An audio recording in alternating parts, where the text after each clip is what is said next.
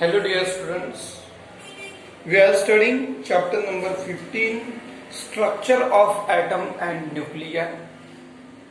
Till today we have seen different methods or different atomic models.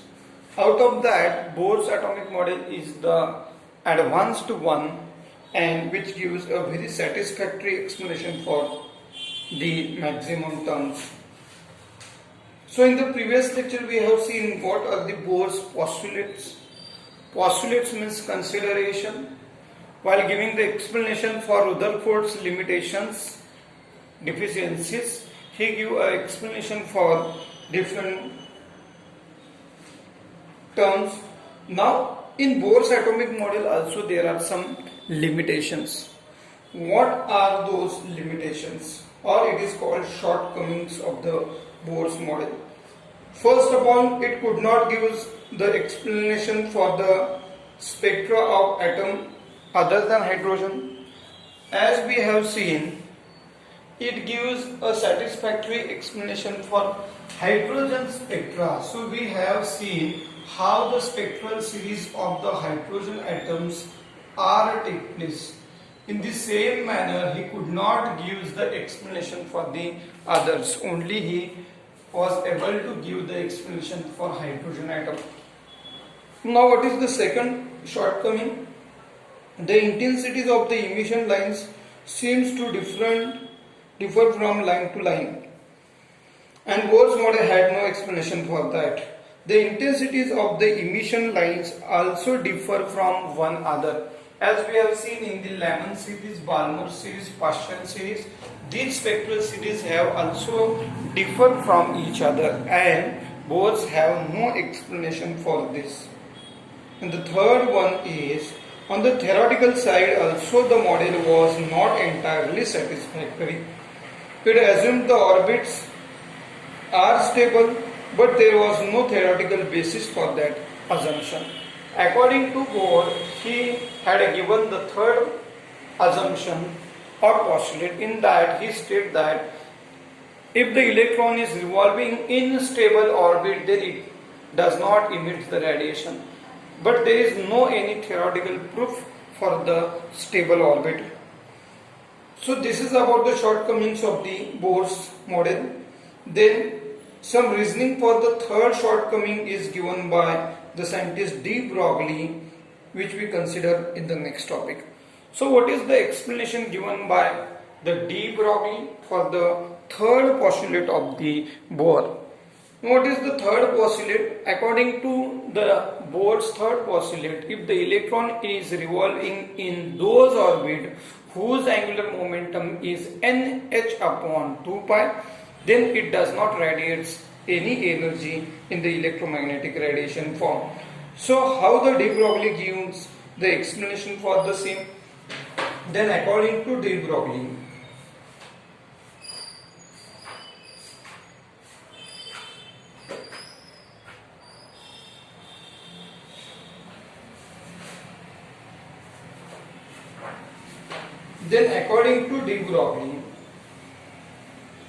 why the value of angular momentum is only h upon 2 pi? Then the de Broglie gives that the electron which is revolving in the orbit, if it is revolving in the standing waves, it is like a stretched wave, standing waves in a stretched string, that only those waves survive for which the distance travelled by the electron is the round trip, its integral or multiple of the wavelength. So if the electron is revolving in the round trip, so what is the round trip? Suppose this is the orbit, or this is the nucleus. Suppose this is the nucleus, there is a proton and neutrons are present.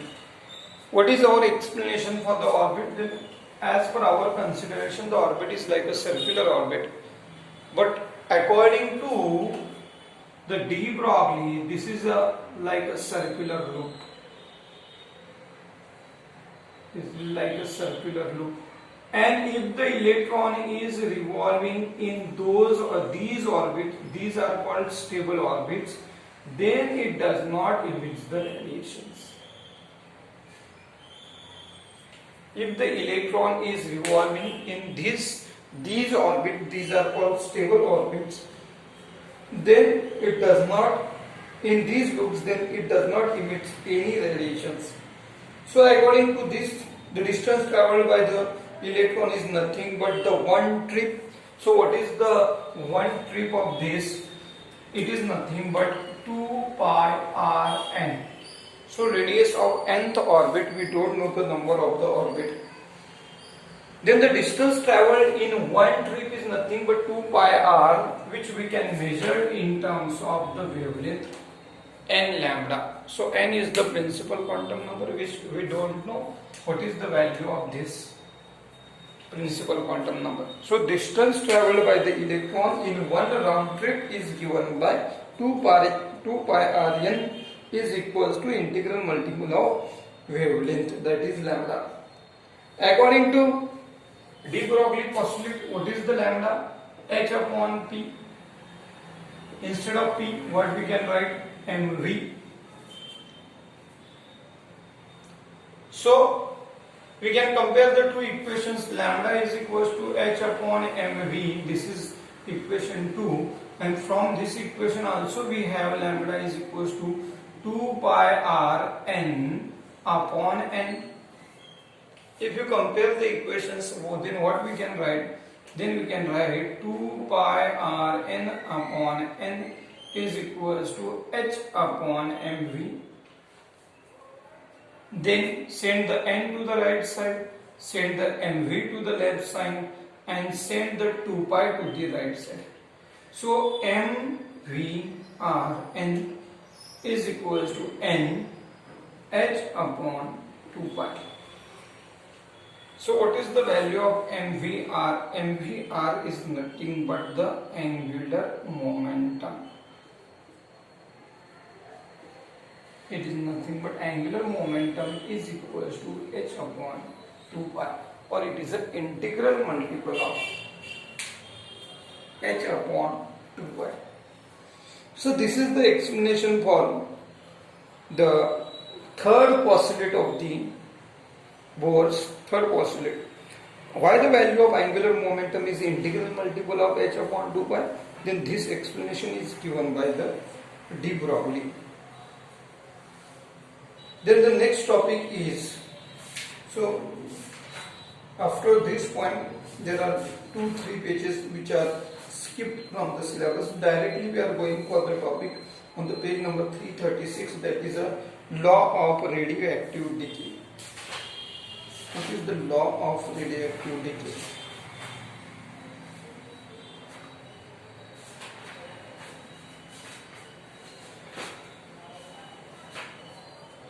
So what is the law of radioactive decay?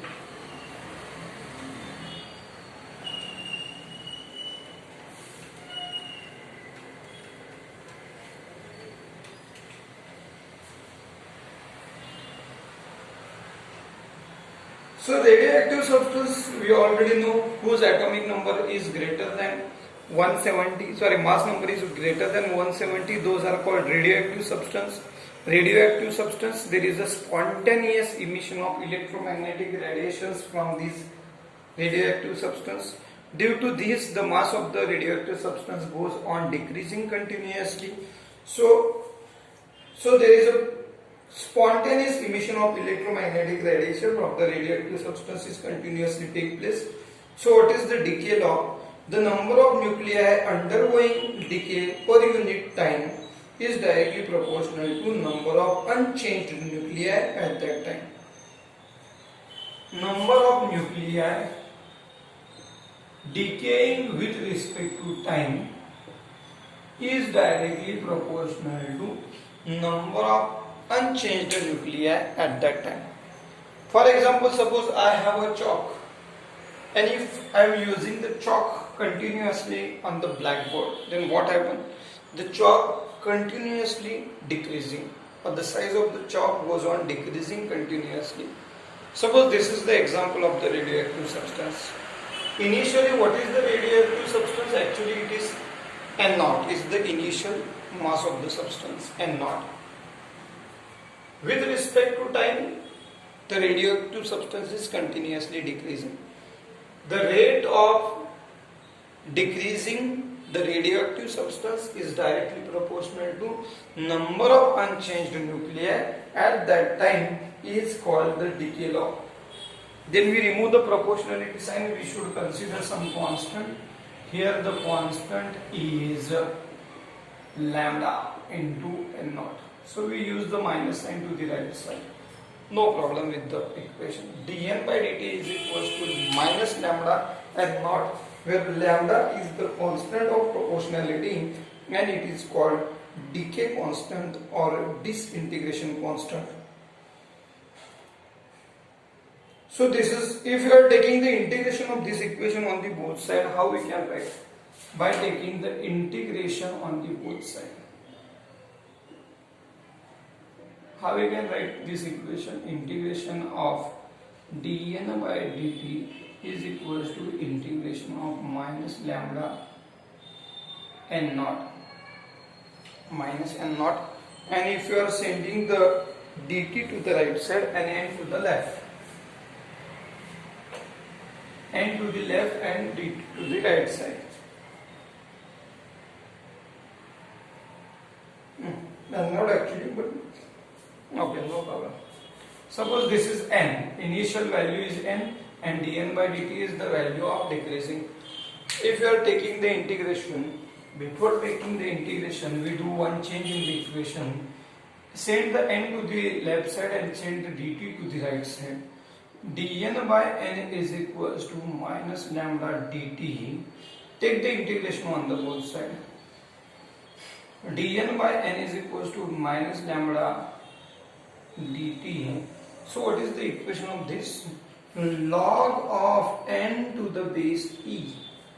And what is the integration of this? Minus lambda t by plus c. Lambda t plus c. So dt, the integration of dt is t, lambda is outside, and the constant of integration is c. C is the constant of integration. Now we consider one case. At the initial time, when the time is 0, when the n is equals to n naught, how we can write this equation? We consider as n1. When t is equals to 0, when before starting the disintegration of the radioactive substance, time is 0, and n is the original value, we consider as n naught. 100% of the radioactive substance is present when the time is 0. Before starting the radioactive substance disintegration, what is the value of original value of substance n naught? How we can write this equation? Then log to the base e n is equals to t is 0, so 0 plus c. So what is the value of c? Log n to the base e, or instead of n we should write n naught. So put the value of c as a log to the base e and not in the equation 1. How we can write the equation? Log of n to the base e is equals to minus lambda t plus log to the base e n naught. So we just put the value of c in this equation. Now send the log n naught to the left side. So it is positive term to the right side. If you are sending to the left, then it becomes negative. Log to the base n e minus log of n naught to the base e is equals to minus lambda t. What is the integration of this? We can write this equation as a n upon n naught is equals to minus lambda t. If you want to remove the log from the left side, then how we can make the changes to the right side? Then n is equals to n naught is equals to minus lambda t, but now it is in the exponential form, because if you are removing the log to the left side, then we should take the right side term to the exponential. So we should write it in the exponential form. How the n becomes? The n becomes n naught e raised to minus lambda t. So this is the equation actually. This equation shows that the number of nuclei of given radioactive substance decreases exponentially with respect to time. the value of nuclei disintegration take place exponential with respect to time. So this is the final equation for radioactive decay. After this we have one more topic. The topic is half-life of radioactive material. What is half-life of the radioactive material? The time, the half-life period or half-life time of the radioactive substance is defined as the time in which the half substance is disintegrated or half substance is finished. The time for which the half substance is disintegrated is called half time of the radioactive substance. So how we can write the expression for the half time of the disintegrated substance? So we have the equation of the log equation for the decay law. Then from the same equation we can make the changes. Now in this equation write the value of T as a half lifetime, that is capital T.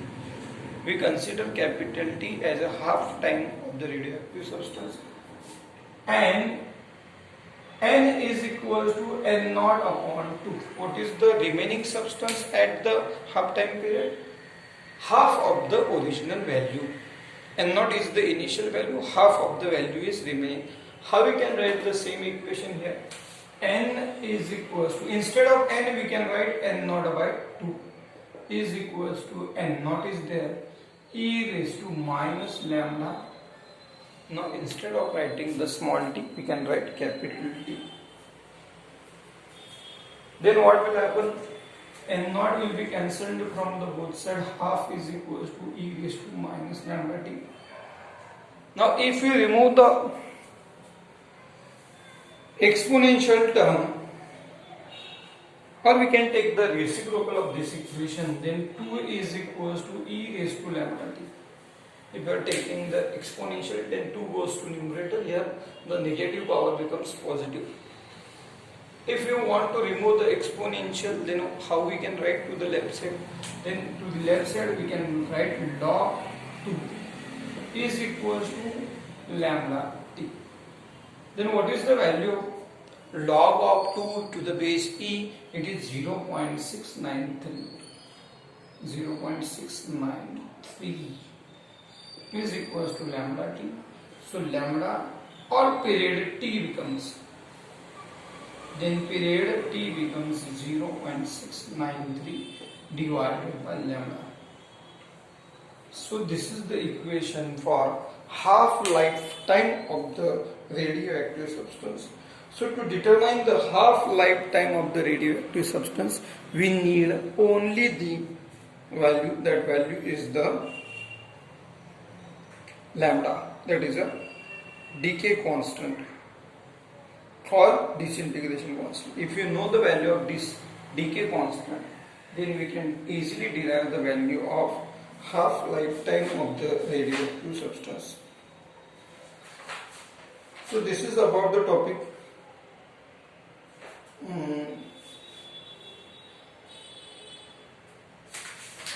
Okay, this is about the chapter actually.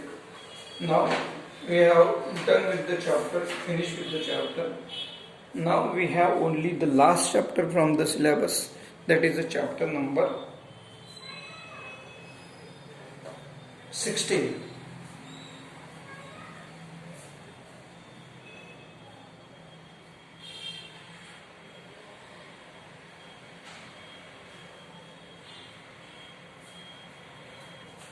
Okay, now we will go for one numerical for the same chapter. If we have one easy numerical from the chapter, then I will take one example for it.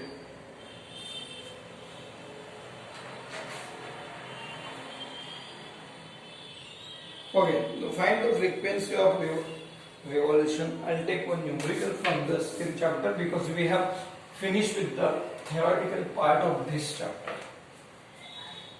Find the frequency of revolution of electron. Find the frequency of revolution electron in second orbit if the radius in second orbit if the radius and speed of electron in that orbit and speed of electron in that orbit is 2.14 into 10 raised to minus 10 meter. This is the radius, and 1.09 to 10 raised to 6 meter respectively. So the value of radius is given as 2.14 into 10 raised to minus 10 meter, and the value of speed is given 1.09 into 10 raised to 6 meter. What is we have to find? We have to find the value of frequency. Then what would be the value of frequency is? So easily we can derive the value. T period is given by 2 pi r upon v. The frequency is reciprocal of the period. So frequency becomes v upon 2 pi r. What is the value of v? 1.09 into 10 raised to 6. 2 into 3.14 into 14 into 10 raised to minus 10. If you solve the value, then finally we got 8.111 into 10 raised to 10 hertz. This is the value of the final frequency of this equation or numerical.